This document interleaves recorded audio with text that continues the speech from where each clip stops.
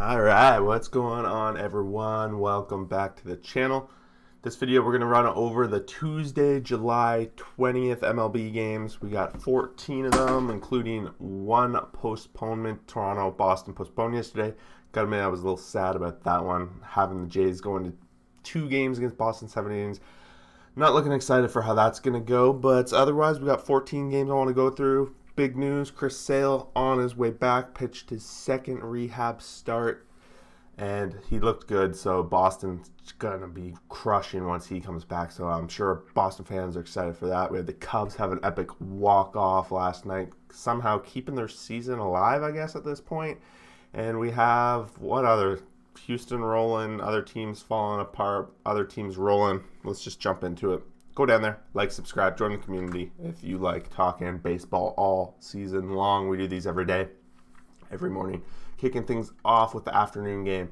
Athletics 6, Angels 0.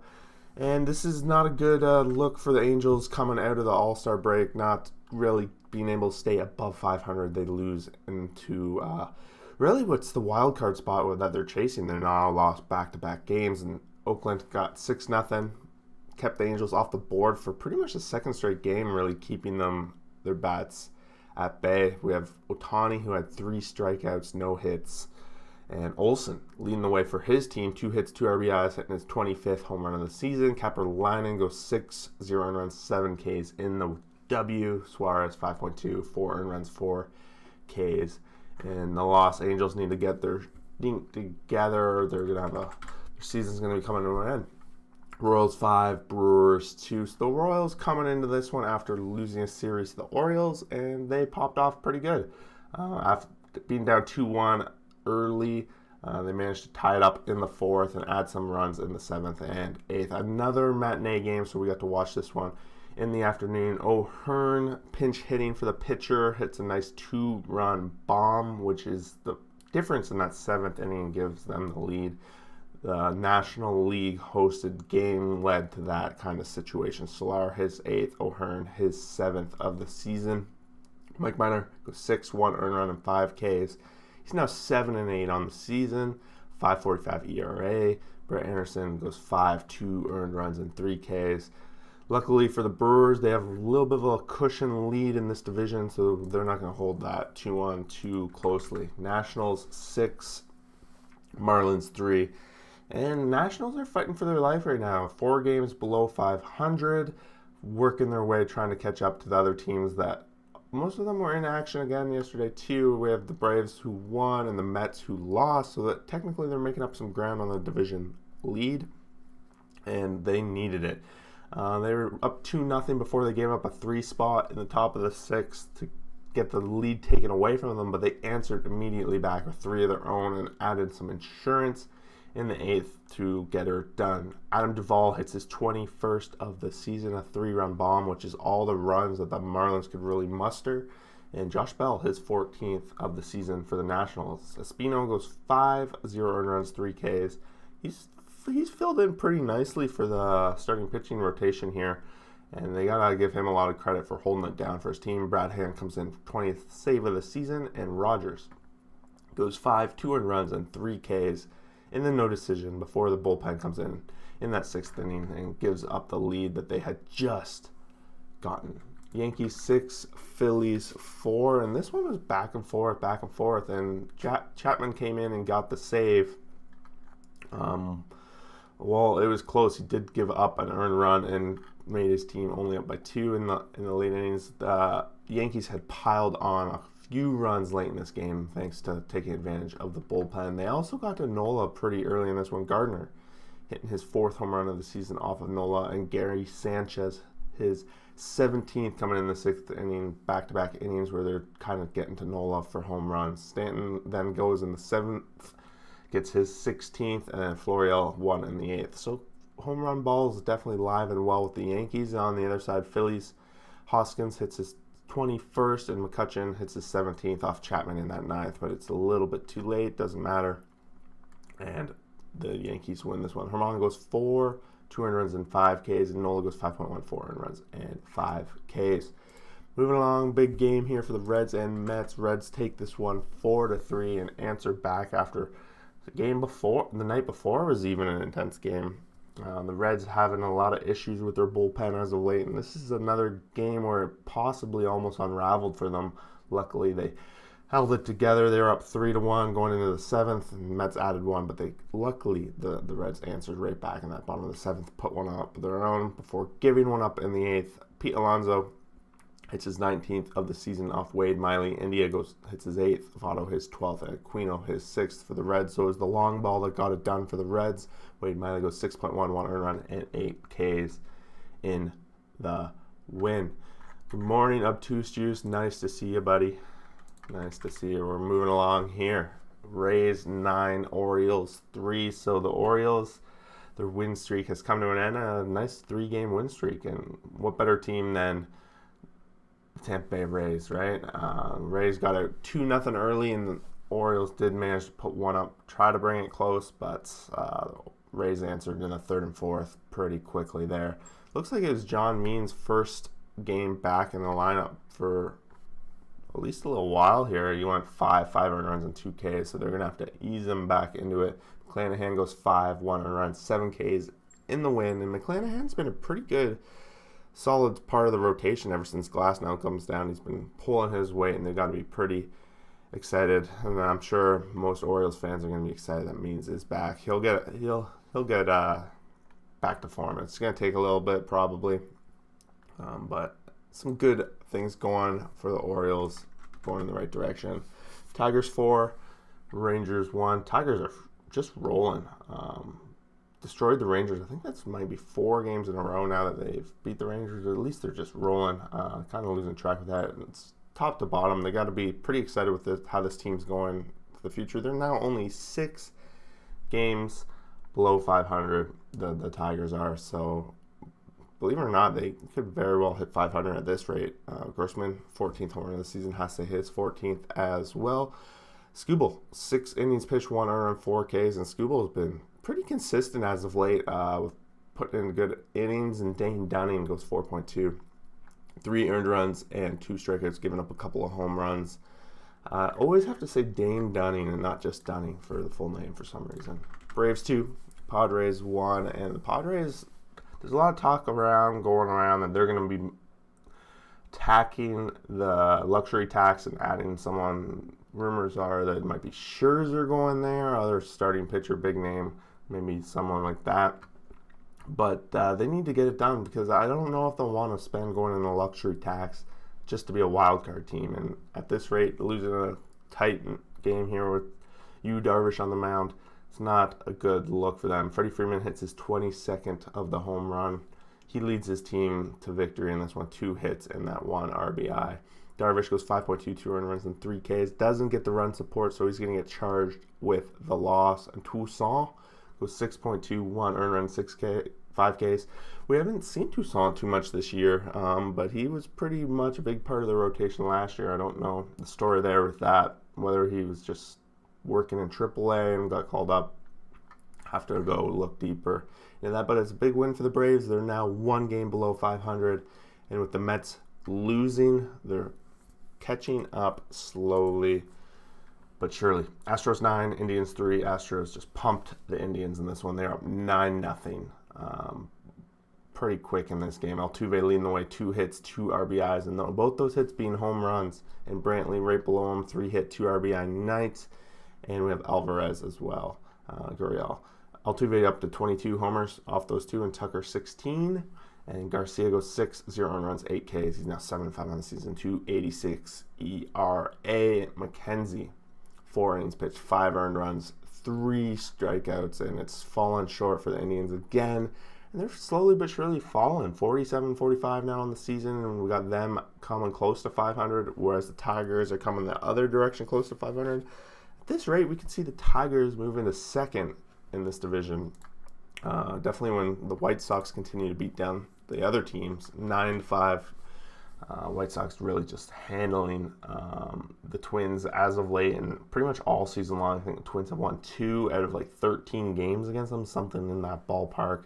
Twins were actually up 5-4 going into the late innings, and the White Sox exploded for 5 runs in the bottom of the 8th, which took the lead and gave them much needed insurance runs, 4 runs above. McConnell, his 8th. Abreu, his 18th home run of the season. Abreu leading the way, ex-MVP, 3-hit, 4 RBI night. Kepler goes for his 11th, and Donaldson his 15th in the loss. Keuchel goes 5, 200 runs, 6K, so he was going pretty consistent. It was the bullpen that made it a little dicey for the White Sox, but luckily their offense bailed them out. Ober goes 3 or 5 3-earned runs and 4 Ks, and the no decision for them. Cubs 7, Cardinals 6, and right when I said the Cubs are probably out of it, you know what? They're technically still in it, and they found a way to. This is what the second time this week that they found a 9th inning miracle comeback, and that's what they did last night when they were down 6-1 heading into that 9th inning, and they just exploded for 6 runs. Led the way by Javier Baez, 2 hits, 2 RBI night for him. No home runs, though. The Cubs just generated all those, whereas the bats were alive for the Cardinals. Arenado hitting his 18th, Edman his 6th, and Rondon his 1st of the season. I know the Cardinals, both these teams are both now 47 and 48. One of them's going to have to find a way to beat the other one tomorrow or today, whatever, the game today. One of them's going to be 500, the other one's not. And, yeah, the Cubs somehow found their way out of this one. Williams goes 5, 4 earned runs and 3 Ks, while Oviedo goes 5, 1 earned runs and 5 Ks. And in the no decision, his team lets him down. And Alex Reyes is charged with the blown save, so his streak starting his career as a closer is over. 24, I think he made it to, and he's the one charged with the blown save last night. Garcia got things going by giving up 3 runs right away in the 9th, getting no out. And then Reyes was only able to get 1 out before the comeback. It was a pretty epic comeback for the Cubs, walking that one off. Not really a walk-off, but you know what I mean. Mariners 6, Rockies 4, and I keep reading articles about the Mariners and how they shouldn't buy, which, well, I tend to agree. Like, this team's only going to get better over the next few years as their minor league system really starts to come. These young guys start aging up. These Mariners are in a good spot, and I think they got to be pretty excited with how things are going. If you look at their run differential, sure, they're minus on the season, but a lot of that coming early in the season when they were getting blown out in a lot of games. And they came into Colorado and got a big win on the road. Rockies were at 2-0. But Mariners put up 4 in the 6th and 2 in the 7th to get a 6-2 lead before giving up a couple of runs, making it closer. But they pull it out. Kyle Seager gets 2 hits, 0 RBIs. France gets a 2-hit, 2 RBI night. And Moore hits his 9th home run of the season off of Marquez, which is huge. On the Rocky side, Joe hits his 1st of the season. Don't even know who that is. I don't know. Joe. What a last name. And CJ Cron hits his 14th. Of the season. Gonzalez goes 5, 200 runs, 3 Ks, and Marquez goes 6, 4 earned runs, 5 Ks. No, I didn't think I'd see a day 2 where the Mariners had a better record than the Yankees either. They did play each other last week, was it, or right before the All-Star break, and the Yankees did win the series. So those 2 teams are definitely going to be battling for the wild card. And don't look now. The Mariners are in 2nd. They've got quite a big lead on the Angels. And the A's or not 2nd. They're in 2nd, the wild card. Like, they're right on the outside looking in for the wild card. Don't look now. They're only a couple games out. Diamondbacks 11, Pirates 6. This is just putting a wrench in the power rankings for sure. The Diamondbacks, they're starting to really perform the way they can. Their offense is going strong. They're starting rotation. The 3 guys and the staples in their rotation are starting to get things together. And they're destroying a team ahead of them. 2 games now they've beaten the Pirates. So we'll have to see how that's going to play out come power rankings at the end of the week. But the Pirates were up 5-2 about halfway through this. Arizona chipped away before putting up a monster 8-run 7th inning to walk this one away. Escobar continues to be some trade bait for them going into the trade deadline. No home runs coming from the Diamondback side. They just generated all 8 of those runs. Gregory Polanco, his 10th, and Nagowski, his 1st for the Pirates. Tyler Anderson goes 6, 300 runs, 6 Ks. Look for him to possibly be on the move at the trade deadline too. and Widener goes 4.2, 5 earned runs, 8 Ks. So a little bit of a rough outing for the starter this time. But yeah, I agree with you, Obtuse Juice. The Diamondbacks, they're still number 30. I agree. Don't worry. We watched the Orioles go on that 3-game win streak and passed Kansas City. In my mind, they beat Kansas City in the series. They were neck and neck in the power rankings. I think it's safe to say I can at least put them ahead of the Royals, right? Last game of the night, and this one carried the night away in epic fashion. Giants, about halfway through, they were up 6-2, and you thought they were going to be cruising to a nice win over the Dodgers and be 3 games up over the Dodgers. And they've had the Dodgers number for the majority of the season, but the Dodgers were not giving up. The Dodgers were missing Mookie Betts in the lineup. He's still sitting out dealing with some sort of nagging injury that's kind of had him in and out of the lineup at least over the past week. But it all came down to a Will Smith 3-run bomb in the 12th inning, his 12th of the season. Also, Taylor had a 2-home-run night leading his team in that leadoff spot where normally you see Mookie Betts, 3 hits, 3 RBI night for him. Giants, honestly, they didn't have too much of an offense going. Their guys had 7 hits, but it was all spread out throughout the lineup. No one had a multi-hit night. But the Giants pitching, which normally has been one of their staples, Rogers gets charged with his 5th blown save of the season. That's up there in the numbers for blown saves. I know the Giants are going to be shopping around for relief pitching in the trade deadline area, especially because their starting pitching has been so good. Just to have their bullpen come in and blow it like that, a little rough. Alex Wood goes 5, 3 and runs 7 Ks before the bullpen comes in. Like I said, Rogers blows it. And we have Nunez leading out for the Dodgers. Who is it? This isn't Sonny Gray, right? Yeah, Josiah Gray. 4 innings pitched, 4 earned runs, and 7 Ks in relief. And then we have the bullpen come in and Sherfy. All new guys to me, so I don't know what's going on. Yeah, who thought this would be a National League West battle we'd all be interested in? Yeah. I guess at the beginning of the season, we all thought it was going to be the Padres and Dodgers, but it's turned out to be the Giants and Dodgers at this point. Dodgers are only 1 game out now again, and I assume they're going to be playing again today because they only had 2 games so far. And very well, Dodgers could take it, and then they'd be tied. And honestly, I think if the Dodgers, once they get if they get a little bit of a stranglehold on this division, they probably won't be looking back. That's why they're my second half leader in this division. What else do we have? Did I miss anything else you were throwing out there? I really appreciate all the comments. Obtuse Juice, it really keeps it going and interesting for me. Giants and Dodgers out in a dogfight in the West. Padres are losing close ones and heavily injured teams. Yeah, it's not looking great for the Padres. I don't know. A lot of people think they're going to add and then they're going to be a big battle, but for me, it's got to be concerning. If you're in this West and you're a wild card team, it's a 1-game shot and it could go either way. So with the way the Padres are, I think they're pretty much set that they're going to have a trouble getting that all set up. Yeah, I was just throwing my magnets all back on the board, getting it ready for the next whatever video I'm going to make. I'm not quite sure if it's power rankings yet, but it's all coming. I was making those playoff picture videos, right? So I just threw them back up on there. Keeping you guys thinking. You got the Cubs in last place, got Twins in second place, power rankings, right? But yeah, that's it for me. I got to get ready for the day, go for my run and fun stuff like that. But thanks for stopping in. We will see everybody for the next video. Peace out.